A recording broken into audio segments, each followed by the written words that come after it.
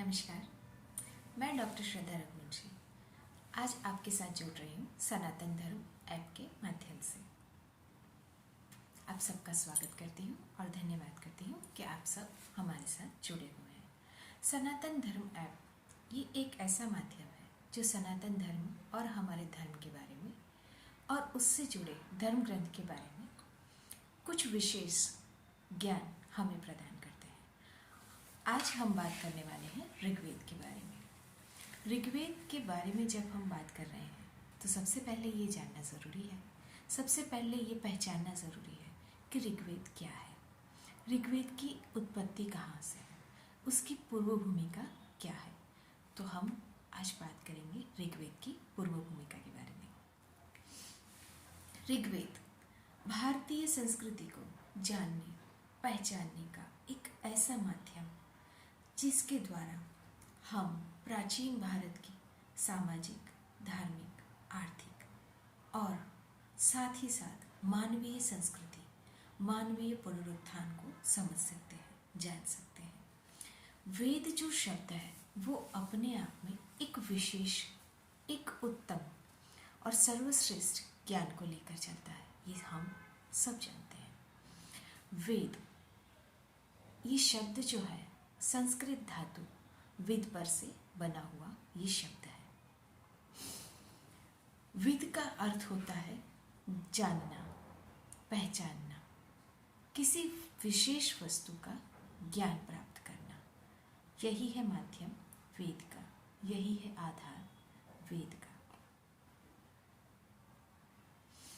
वेद एक प्राचीनतम भारतीय इतिहास है, साथ ही साथ हम इसे एक पवित्रतम, विशेष एवं धार्मिक इतिहास भी कह सकते हैं। यदि भारतवर्ष की पहचान कोई है या भारतवर्ष को पुराणों के इतिहास से या धर्म ग्रंथों के इतिहास से जानना है तो वेद सर्वश्रेष्ठ आधार है। वेद कल्याणदायक भी माने जाते हैं।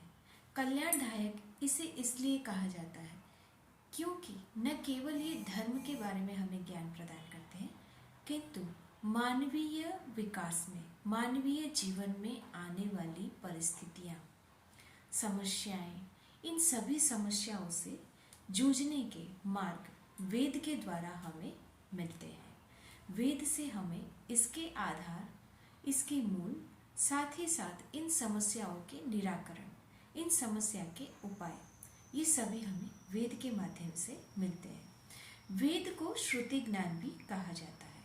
श्रुति ज्ञान क्यों कहा जाता है, ये प्रश्न है अपने आप में।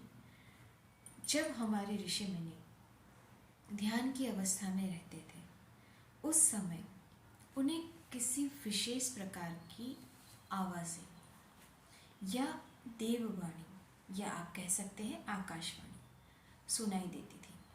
उन आकाशवाणी के माध्यम से, उस आकाशवाणी के माध्यम से, उस आकाशवाणी के द्वारा जिस प्रकार का ज्ञान उन्हें प्राप्त होता था उस ज्ञान को वो अपने आप में सीमित करते थे, अपने आप में अर्जित करते थे और बाद में गुरु शिष्य परंपरा के आधार पर वही ज्ञान वो अपने शिष्यों को प्रदान करते थे। गुरु शिष्य परंपरा एक आश्रम व्यवस्था का भाग है जहाँ एक विशेष आयु के बाद शिष्य गुरु से संपर्क में आते हैं और गुरु शिष्य परंपरा आश्रम व्यवस्था का एक भाग है। उस समय गुरु अपने ध्यान के माध्यम से, आकाशवाणी के माध्यम से जो ज्ञान प्राप्त किया है वो ज्ञान अपने शिष्यों को प्रदान करते थे। उस ज्ञान के माध्यम से आगे चल के वही शिष्य उस ज्ञान को अपने शिष्यों को प्रदान करते थे। मतलब ये गुरु शिष्य परंपरा वंशानुपरंपरा के जैसे आगे बढ़ती रही। किंतु एक समय ऐसा आया कि इन सभी ज्ञानों को, इन सभी अवस्था को, इन वेद के ज्ञान को लिखित किया गया, एक जगह संग्रहित किया गया और उसी ज्ञान को वैदिक ज्ञान कहा जाता है। इस लिखित ज्ञान में यदि सबसे महत्वपूर्ण किसी का हिस्सा है, किसी का योगदान है तो वो है महर्षि महर्षि कृष्ण द्वैपायन व्यास। ठीक है, आगे हम बात करेंगे वेद। वेद 4 प्रकार के हैं, ऋग्वेद, सामवेद, यजुर्वेद और अथर्ववेद। जैसे 4 प्रकार के वेद हैं, वैसे ही वेद के 4 भाग भी हैं, जिसे मंत्र या संहिता, आरण्यक, ब्राह्मण और उपनिषद। वापस से बात करेंगे हम। संहिता या मंत्र, आरण्यक, ब्राह्मण और उपनिषद, इन 4 भागों में वेद को बांटा गया है। वेद 4 हैं। सबसे पहला विश्व का यदि कोई धर्म ग्रंथ है तो वो है वेद। सनातन धर्म से जुड़े सभी लोगों के लिए एक गर्व की बात है कि विश्व का प्रथम धर्म ग्रंथ हमारा धर्म ग्रंथ है और वो है वेद। जगत के विद्यमान 11 धर्म आज उपलब्ध हैं। इन सभी 11 धर्म के धर्म ग्रंथ जो है वो इसी धर्म ग्रंथ से निकले हुए हैं या इसी धर्म ग्रंथ का एक हिस्सा है। विशेष रूप पे विशेष समय पर उत्पन्न हुए या तो प्रदर्शित हुए, प्रस्तुत हुए अलग अलग धर्म के जो प्रस्थापक थे, जो स्थापक थे, उन्होंने अपनी इच्छा अनुसार, अपने अनुकूलता अनुसार इस धर्म ग्रंथ में अपने नियमों को अपनाया और कुछ नियमों को छोड़ा है। इस वजह से अलग अलग धर्म के धर्म ग्रंथ उपस्थित हैं, पर इनका मूल आधार यदि कोई है तो वो है वेद। मानव समस्या का समाधान, जो कि मैं आपसे पहले ही कह चुकी हूँ, चाहे वो समस्या शारीरिक हो, मानसिक हो, धार्मिक हो या सामाजिक हो, किसी भी प्रकार की समस्या यदि आप सामना कर रहे हैं तो उन समस्याओं का समाधान वेद में मिलता है। हम काफ़ी बार कई जगह, कई उपन्यास में, कई जगह पर कई कथाकारों के मुख से ये सुन चुके हैं। गीता एक ऐसा आधार है, गीता जी एक ऐसा ज्ञान अमृत है कि जिसके पान से, उसके रस से हमें ऐसा महसूस होता है कि स्वयं श्री कृष्ण ने ये गीता जी का जो पाठ है वो हमारे लिए ही कहा है। कई बार हमें ऐसा महसूस होता है, जो कि सच्चाई है, जो सत्य है, क्योंकि वो मनुष्य को अपने साथ जोड़ता है। सभी समस्याओं को उसमें हल बताया गया है। समस्या एक सीमित वस्तु या केंद्र है जो समय के साथ साथ नष्ट होने वाली है, किंतु हम आज जो तनाव की परिस्थिति में हैं उसका मुख्य कारण क्या है? समझ का अभाव। जो समय आज अच्छा है वो भी नहीं रहने वाला, जो समय आज बुरा है या दुखदाई है वो भी बीत जाने वाला है। यदि ये चीज़ हमारे मन में स्थिर होती है तो तनाव जैसी समस्याएं हम कभी सामना नहीं करेंगे। पर मनुष्य को कि समझने के लिए, इस बारे में और ज़्यादा महसूस करने के लिए उस मानसिक अवस्था तक पहुंचना अत्यंत आवश्यक है। तो इस काल में, इस आधुनिक समय में, जहाँ हम अलग अलग यंत्र, तंत्र और मंत्र के साथ में, मेरा मंत्र से कहना है लोगों की नेगेटिव बातों से जहाँ हम फंसे हुए हैं, इन जो भी जहाँ पर हमने अपने आप को ऑक्यूपाई करके रखा हुआ है, हम अपने आप को स्टक महसूस करते हैं। उस समय यदि हमें यहाँ से निकलने का कोई मार्ग दिखा सकता है तो वो है हमारे ग्रंथ, वो है हमारे धर्म ग्रंथ, जिसमें वेद सर्वप्रथम आते। इसलिए कहा जाता है कि मानव की सभी समस्याओं का समाधान इन धर्म ग्रंथों में दिया गया है। तो इसका वांचन क्यों महत्वपूर्ण है वो यहाँ पर बताया गया है। आगे 2800 लिपि, पांडुलिपि पूना के भंडारकर रिसर्च में सम्मिलित है। पूना का जो भंडारकर रिसर्च सेंटर है, आप अगर वहाँ की मुलाकात करते हैं, वहाँ विजिट करते हैं, तो वहाँ पर 2800 पांडुलिपि वेद की मौजूद है। इन 2800 पांडुलिपि में 30 पांडुलिपि ऐसी विशेष है जिसे यूनेस्को ने विश्व की धरोहर के स्वरूप में स्वीकारा है।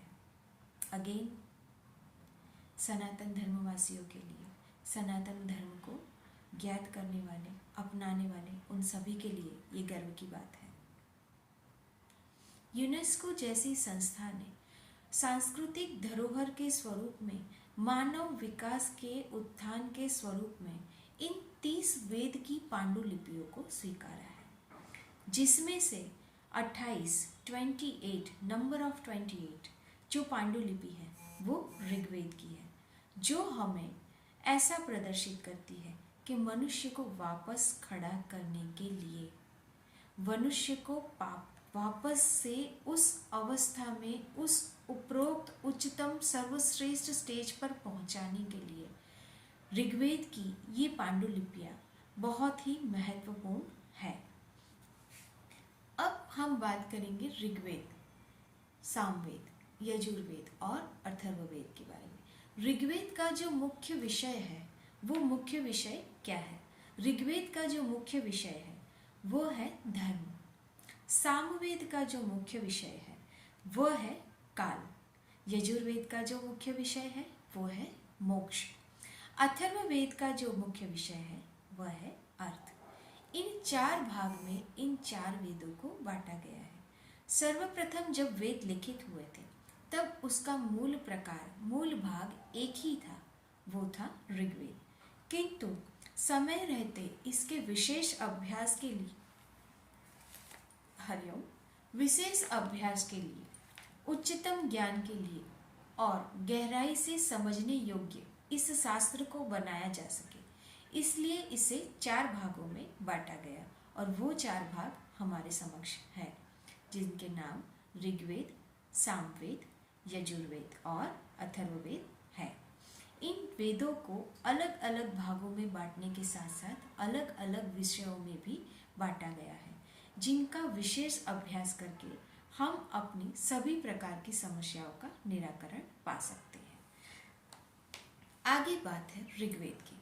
ऋग्वेद एक ऐसा वेद है जो स्थिति प्रकार, स्थिति अनुसार हमें ज्ञान प्रदान करता है और इस स्थिति को कैसे डेवलप किया जा सकता है, इस स्थिति को कैसे विकासात्मक बनाया जा सकता है, कैसे और प्रेरणात्मक बनाया जा सकता है, विधायात्मक बनाया जा सकता है, उसके बारे में यहाँ पर बात है।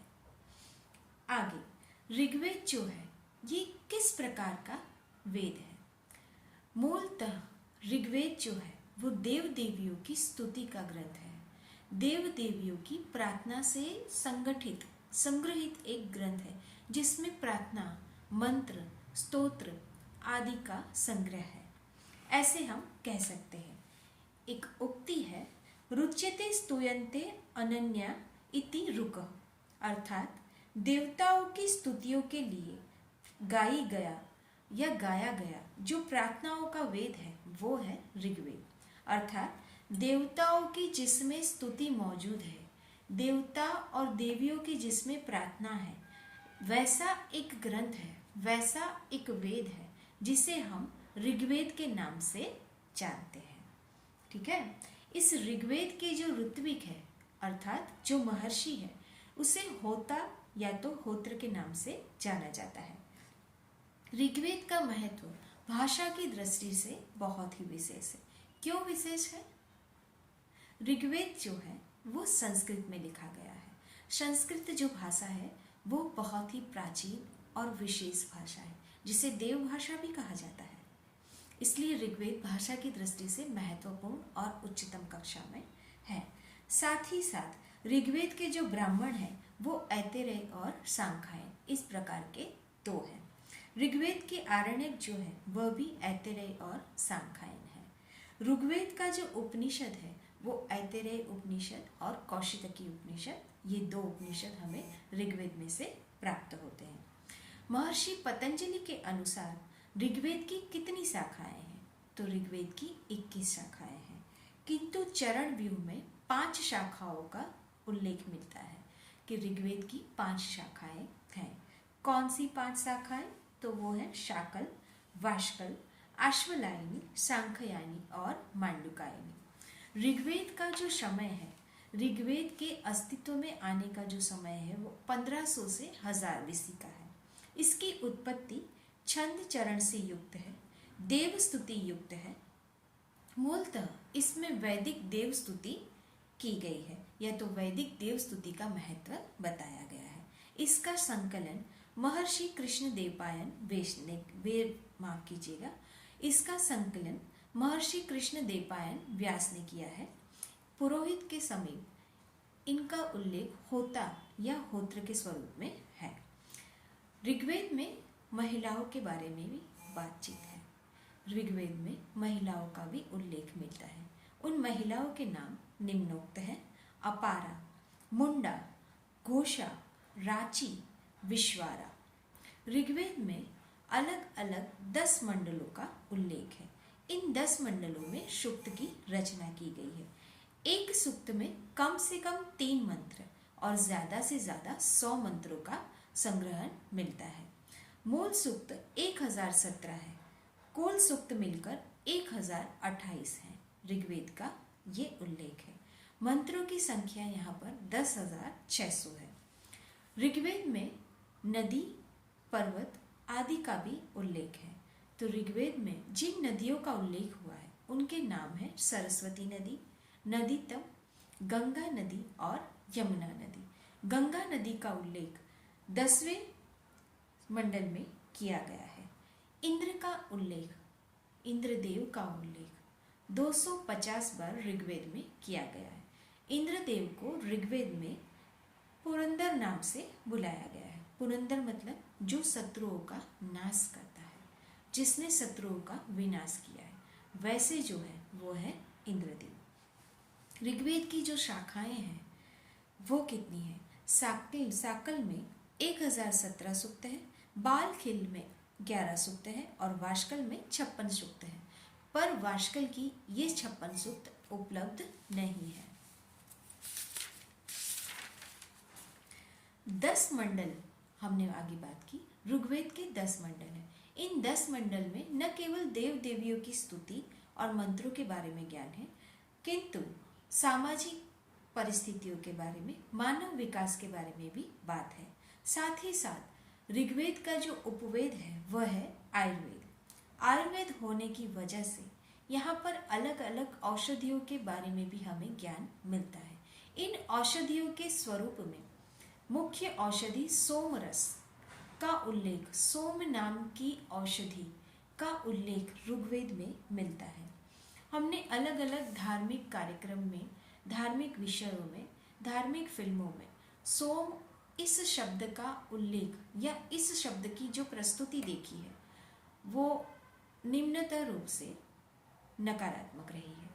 किंतु सोम एक औषधि है जिसके सेवन से, यदि उसका सेवन आयुर्वेद के माध्यम से किया जाता है और बताई गई मात्रा में किया जा सकता है, तो शारीरिक मानसिक अवस्था में किस प्रकार के चेंजेस आ सकते हैं उसके बारे में हमको विवरण आयुर्वेद में मिलता है, जो ऋग्वेद का उपवेद है। तो एक ये महत्व की बात है कि ऋग्वेद में औषधियों के बारे में भी हमें ज्ञान मिलता है। साथ ही साथ ऋग्वेद में च्यवन ऋषि के बारे में उल्लेख है। च्यवन ऋषि एक वृद्ध ऋषि थे, किंतु उन्हें वापस से युवा किया गया था औषध के माध्यम से, आयुर्वेद के माध्यम से। तो एक ये विशेष बात भी यहाँ पर संग्रहित है। वेद इज द हाईएस्ट नॉलेज। ऐसा कहा जाता है कि वेद से जो ज्ञान प्राप्त होता है, वेद का जो नॉलेज है वो कैसा नॉलेज है? वेद एक हाईएस्ट नॉलेज है। तो यहाँ पर फर्क हमें ये देखना है, what is the difference between knowledge and highest knowledge. Correct. जब हम नॉलेज की बात करते हैं तो किसी भी वस्तु का उपयोग कैसे करना है वो यदि हम जानते हैं तो वो हुआ हमारा नॉलेज। पर उस विशेष वस्तु के पीछे किन किन चीज़ों का उपयोग हुआ है, उसके पहले इसकी जगह पर, इस वस्तु के जगह पर किन चीज़ों का उपयोग होता है, मैं आपको एक सामान्य उदाहरण से बताती हूँ। जैसे कि ये एक लेखनी है, इस सब का उपयोग हमने हमारे बचपन में किया है। आज भी हम रफ यूज़ के लिए इसका उपयोग करते हैं। ठीक है, तो ये एक लेखनी है। इस लेखनी से पेपर पर, कागज़ पर हम लिख सकते हैं। ठीक है, और हम हमारा ज्ञान संग्रहित कर सकते हैं। उसका यूज़ हमारी परीक्षा में या तो कहीं भी किसी भी प्रकार से कर सकते हैं। ये हो गया ज्ञान। किंतु ये किस ब्रांड का है, किस कंपनी का है, कहाँ से है, इसमें किन किन वस्तुओं का उपयोग हुआ है और इसकी क्वालिटी कैसी है, इसकी क्षमता कितनी है और ये कितना आवश्यक है। ठीक है, साथ ही साथ इसके पहले किस वस्तु का लेखनी के स्वरूप में उपयोग होता है। तो प्राचीन समय में, अर्थात इस लेखनी के पहले के समय में जो लेखनी का उपयोग होता था, क्या वो इतनी यूज़फुल नहीं थी जितनी ये आज के दौर में है, या इससे बेहतर ऑप्शन कोई और हो सकता है? यदि हो सकता है तो वो क्या हो सकता है, और वो सामाजिक तौर पर सबके लिए उपयुक्त होने के साथ साथ नकारात्मक वस्तुओं के ग्रहण से दूर हो और प्रकृति के लिए सुरक्षित हो। यदि ऐसी चीज़ है, इन सभी विषयों पर जब हम बात करते हैं और इन सभी विषयों के सभी प्रश्नों के उत्तर जब हमारे पास है, तो वो नॉलेज कन्वर्ट हो जाता है हाईएस्ट नॉलेज में। Correct? So that is the different, this is a common normal simple example between knowledge and highest knowledge. Right? तो ये हो गया क्यों वेद को हाईएस्ट नॉलेज कहा जाता है। आगे बात है, वेद में, ऋग्वेद में पर्टिकुलरली अलग अलग देवता और देवियों के बारे में बात हुई है। दैट मीन्स देयर इज बहुदेववाद, एक साथ बहुत सारे देवता और देवियों के बारे में वहाँ पर बात है। किंतु अंततः उन बहुदेववाद को एकेश्वरवाद में कन्वर्ट किया गया है, और वही एकेश्वरवाद आगे जाकर बना है एकात्मवाद, अर्थात एक ही तत्व है जो पूर्ण ब्रह्म है, और उसी पूर्ण ब्रह्म का निर्माण मैं भी हूँ। आप भी पूर्ण, मैं भी पूर्ण, और जिस पूर्ण में से मेरी उत्पत्ति हुई है वह भी पूर्ण, और जिसमें मुझे सम्मिलित होना है वह भी पूर्ण, अर्थात ओम पूर्णमदः पूर्णमिदं पूर्णात् पूर्णमुदच्यते पूर्णस्य पूर्णमेवाय पूर्णमेवावशिष्यते। इस श्लोक के बारे में हम सभी जानते हैं। यदि हम ऋग्वेद के बारे में बात कर रहे हैं तो कुछ तो ऐसी पूर्व भूमिका से हम परिचित हैं जिसके माध्यम से हम आज इतनी बात कर सक रहे हैं, या तो हम सुन रहे हैं या तो इसके साथ में हम जुड़े हैं। तो ये हो गया एकेश्वरवाद। तो ऋग्वेद एक ऐसा वाद है, एक ऐसा वेद है जो हमें बहुदेववाद से एकेश्वरवाद और एकेश्वरवाद से एकात्मवाद की तरफ लेकर जाता है।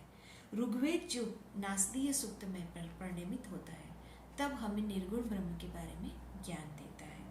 ऋग्वेद हिंदू धर्म की पहचान है, सनातन धर्म का लोगो है, सनातन धर्म का बैनर है। ये हम पूर्ण रूप से यथास्वरूप कह सकते हैं। स्वदेशी आर्य और भारत के बाहर एक सिद्धांत के स्वरूप में ऋग्वेद है।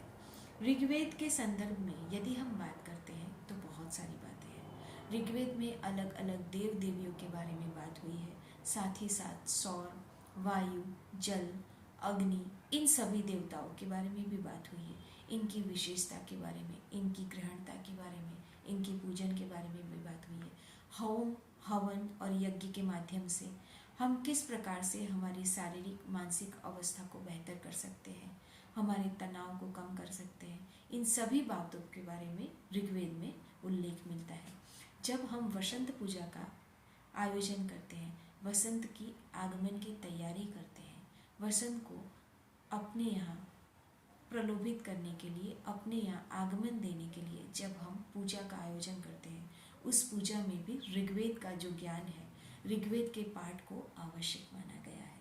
यहाँ हम जो कुछ भी बात कर रहे हैं वो ऋग्वेद से लिखित अनुलिखित है। यहाँ जो कुछ भी है वो विषय से अनुलिखित है। यदि आपको इसके लिए कोई प्रश्न है तो आप मुझसे जुड़ सकते हैं सनातन धर्म ऐप के माध्यम से।